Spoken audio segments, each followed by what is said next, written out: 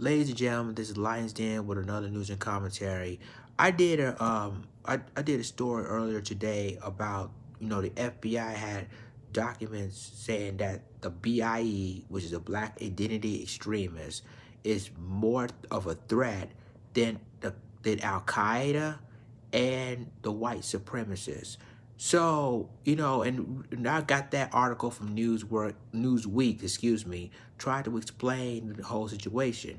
And the Young Turks was the first network that even brought to the attention. Now I got the Young Turks' video and explain about, what the FBI is doing under the Trump administration. And they're going to give more perspective of what happened and why they claiming that the BIE, which we never heard of it before, the Black Identity Extremists, is more of a threat than Al Qaeda and the white nationalists and the white supremacists. So I'm gonna go ahead and play the Young Turks' video, and they will explain and shed the light of why they're doing this, and then I'm gonna continue the rest of my commentary. TYT's Ken Klippenstein has an exclusive and an amazing article where he has obtained leaked FBI documents that reveal the Bureau's priorities under Trump. And they kind of underscore some things we'd kind of heard in the past, but definitely prove what a lot of us were afraid of. And let's get right to it. Under President Trump, the FBI's official counterterrorism priorities have included Black identity extremists, anti-authority extremists, and animal rights/environmental extremists, according to leaked Bureau documents obtained exclusively by the Young Turks. So grave did the Bureau consider the threat of Black extremists, Ken writes, that from 2019 to 2020, using new designations, it listed the threat at the very top of its counterterrorism priorities, above even terror groups like Al Qaeda. And guys, in case you think that it was like a random discriminatory list, meaning like, hey, it could have been that they were going to put it in alphabetical order, but they just happened to put the Black identity extremists at the top, etc. No, it was in order. And white supremacist extremists, which have been doing most of the killings in this country since Trump's taken office, were ranked only a medium threat. Yeah. So all these mass shootings, the synagogues, the mosques, the malls, everything, that's a medium threat. At the very top was Black people. And the FBI, these are their documents. We obtained their documents. This is not our opinion, okay? Did they cite a single Black extremist attack? Not one. Not one. Can I just say something really quickly about that? Because there is a case, Rakim Balagun, which is often characterized as the first attempted federal prosecution of a Black identity extremist since the FBI report about the supposed ideology, which is totally made up and ridiculous. But Balagun, whose legal name is Christopher Daniels, was arrested in December 2017 when officers in riot gear pulled him and his 15-year-old son out of their house and forced them to stand outside in the cold, handcuffed them in their underwear.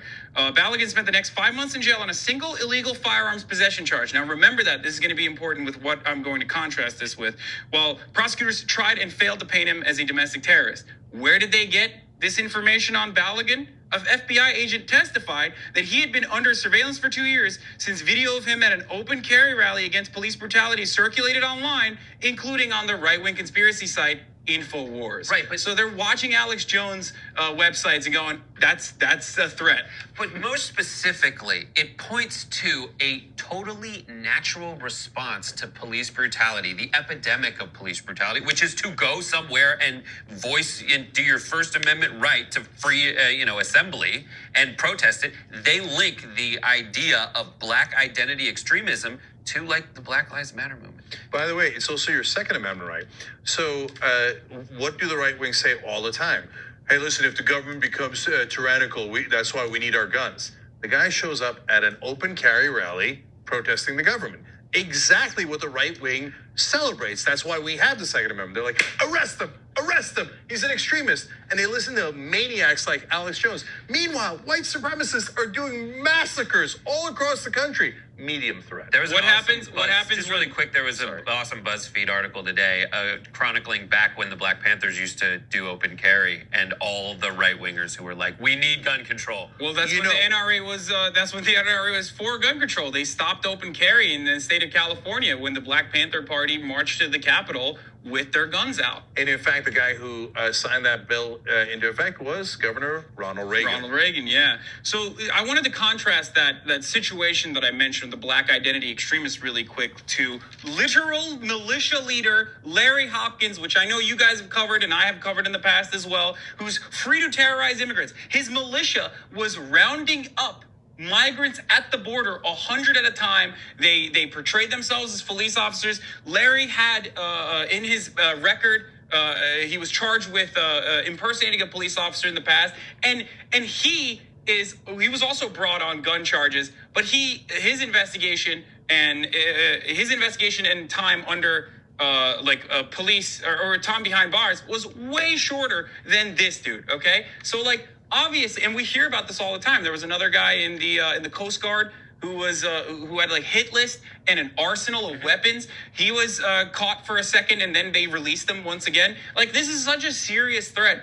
And the DOJ and officials inside of the FBI have openly admitted that they've been ringing the alarm bells from inside the house for a little bit. And yet no one seems to care about white supremacy and white supremacist terror, despite the fact that according to the ADL, 99% of all violent extremist murders that occurred in 2018 are all done in the hands of far-right anti-government extremists and incel terror. Yeah, just to be accurate, 98%. 98, sorry. Yeah, it's just specifically to your point. Ken goes through and outlines, while 2020 threat guidance alludes to violent black extremist attacks, each of the specific attacks referenced were carried out by white supremacists. The 2018 attack on a synagogue in Pittsburgh, which killed 11, the 2019 attack on 2 mosques in Christchurch, New Zealand, which killed 51, and the April 2019 attack on a synagogue in Poway, California. So the point being there that Haas stretched to find something that they could call black identity extremists. Even that was horribly hypocritical, etc. But the FBI didn't even cite that. They're like, this is our top threat, but we have no specific examples of it. Now, when they get to the other threats, the medium threats, they're like, well, there's like pages of examples of those, because those actually happen. Christopher Wray, in public, when forced to testify to Congress, said, yes, the majority of the attacks are by white supremacists. But in their own internal deliberations, and they're like, the white supremacists don't look at them too much. For black identity extremists, which is a term that they used before, that was exposed a little while back, and then they took heat for it. So they now came up with a different terminology for it, but it's the same exact language. They lifted the language from black identity extremists and put that same language into this new document, and they still consider them the top threat. And they even have programs like Iron Fist to go after black people in America. Guys. Right. Luke Cage was 2 on the nose. Yeah, the intelligence agencies have never done this historically. This is obviously new stuff. If you don't know what I'm talking about, look up COINTELPRO. But yes, we have white supremacist institutions that do white supremacy and consider leftist movements subversive and anti-US, and they will do everything in their power, including work with the KKK, to make sure that they stop leftist mobilization and civil rights activists from doing what they need to do. They worked with the KKK in the past, but this is now. Yeah. This is as clear an example of government racism institutionalized as I have ever seen. Yeah. Iron Fist is designated as the term. I just can't believe they call it Iron Fist. It's designed to evolve and adapt to the ever-changing threat posed by black identity extremists. They're such cowards, dude. They are so scared. Like, they're just wetting their diapers every day inside of the FBI. That's what's going on. Yeah, and so no matter how much white supremacists do the violence, their emotions don't care about facts. So they go, well, I don't know, but I'm scared of black people. So I'm just going to put them at the top, and I'm going to spend all of our efforts going after black people and not nearly enough going after the white extremists. And that's why they got away with it and did all these shootings. Do real law enforcement. On the go? Don't worry, we got you covered. You can still listen to TYT at our new podcast network. Find us on Apple Podcasts, the Google Play Store, or at tyt.com/podcast.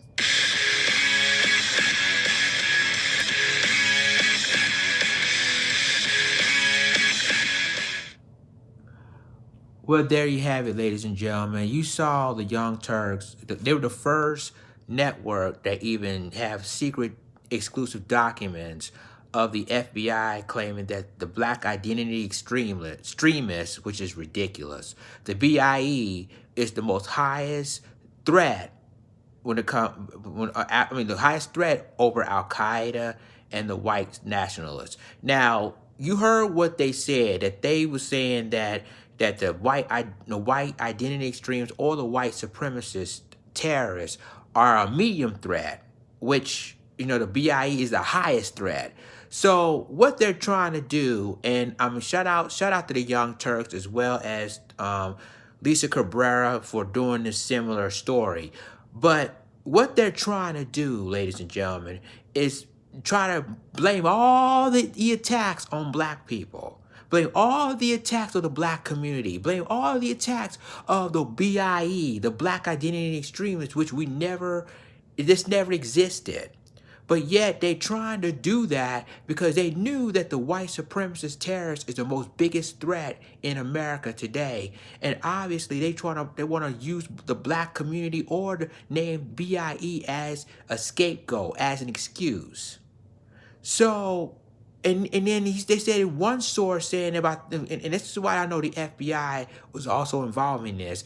See, they got all the information from Infowars for all people, Alex Jones's network. They got all the stuff from Infowars saying, oh yeah, the black identity extremists, they're the highest threat. They don't want to commit mass terror. They want to commit mass shootings with malls, schools, etc., etc., etc. So they got all the information from Alex Jones's Infowars and not doing enough facts on that. See, this is why I said that all the evidence this is really ridiculous, basically. They want to make us the boogeyman. They always want to make black people the scapegoat of all of this. And they know, the FBI knows that, and even in 2006, that the FBI said that they infiltrated, white supremacists infiltrated police departments across the country.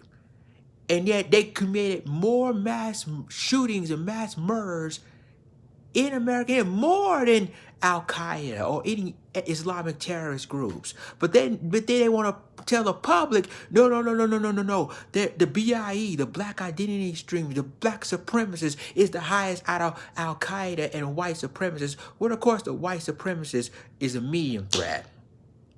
See, ladies and gentlemen, see where we're going on this? This is why I said this is so important. Excuse me. This is why I said it's so important for you to understand. Now, I did an earlier report, the Newsweek version, but I'm showing you the Young Turks was the first ever network that gave you an exclusive of the secret files of the FBI. They say that the black identity extremists is the highest out of all of them. And all of a sudden, it was just really not true. They doing that because they felt that they giving too much media coverage on the white supremacists or white supremacy. They don't like it when they've been exposed. So they're gonna try to use the FBI saying that the black people did this. Let's call the most terrorist groups, the black identity extremists, the biggest terrorist group. Higher out of all of them, Al Qaeda, of course ISIS, and of course the white supremacist groups. But then evidence show that that's not true. We all know that's not the case. They just use us as a boogeyman. But they just listen to Alex Jones's Infowars, a conspiracy theorist network, believing that we're the highest terrorist group ever. See, this is why I say, ladies and gentlemen, that they uses this as a scapegoat. They did that time and time again. And they don't want the truth to come out. And that's exactly what is going on. They don't want the truth to come out. But, shouts out to the Young Turks. Shouts out to Lisa Cabrera for, doing a story on this. But it shows you that America rather believe a lie than the truth. America rather believe, there's black terrorists out there that's killing men, women, children. Really? And it proves time and time again that that is not true at all. And they just using this as a scapegoat. They just using this to try to blame this on the black community so they can just say, oh, the white supremacists don't exist. Or like, of course, Tucker Carlson always says, white supremacy is a hoax. And they keep on using that same talking point. And it proves time and time again that white supremacy does exist, and they're the reason why you see a lot of people dying over mass shootings today. Leave a comment, tell me what you think, like, click, subscribe, and remember to click the notification bell for all the news and commentary. With that being said, this is Lions Den signing off. Deuces.